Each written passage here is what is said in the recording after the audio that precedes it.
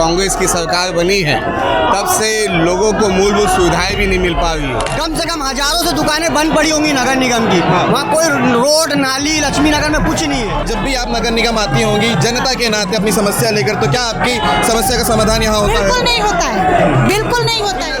राज्य सरकार जो बजट देती है उसका सही तरीके से जो है ये टेंडर प्रक्रिया भी नहीं कर पाते हैं कि अब जो है इस सरकार को उखाड़ कर फेंकना है और निश्चित रूप से यहाँ पे जो है कमल खिलेगा। यहाँ पे सिर्फ शहर को लूटा है और हमारे टैक्स के पैसे को खाया है। आज ये यहाँ पे जंगी प्रदर्शन से पता चल गया कि जनता किसके साथ है और कांग्रेस की शहर सरकार निश्चित बदलेगी। आने वाले चुनाव पे हमें पूर्ण आशा है। जिसको ये चिंता नहीं है कि टाउनशिप पे लाखों लीटर पानी बहा दिया गया है, तो इससे ही पता चलता है कि ये कितने संवेदनशील है।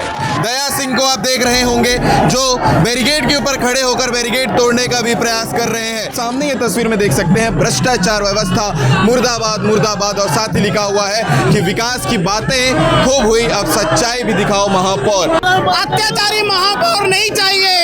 दृश्य को देखिएगा कि बैरिकेड तोड़ने का जो प्रयास है वो अभी लगातार नगर निगम भिलाई के सामने जारी है। ये देख सकते हैं तस्वीर में किस प्रकार से जो है इसे तोड़ने की प्रयास की जा रही है। घोटालों में जो इन लोगों ने निम्न जगहों पे कार्य हुआ, इसका विस्तृत जानकारी क्यों नहीं दे रहे? महापौर का व्यवहारिक व्यवसाय, जब भी किसी काम के लिए जाते हैं भारतीय जनता पार्टी की वार्ड में जो भी समस्या होती है उसका कोई समाधान नहीं होता है। भैया सबसे पहले पानी पानी पानी। आज पूरा वार्ड, आज पूरा खुर्शीपाद, पूरा सुपेला पानी के लिए त्राही मार रहा है। कांग्रेस पार्टी सिर्फ और सिर्फ भ्रष्टाचार कर सकती है, कभी विकास कार्य कर ही नहीं सकती।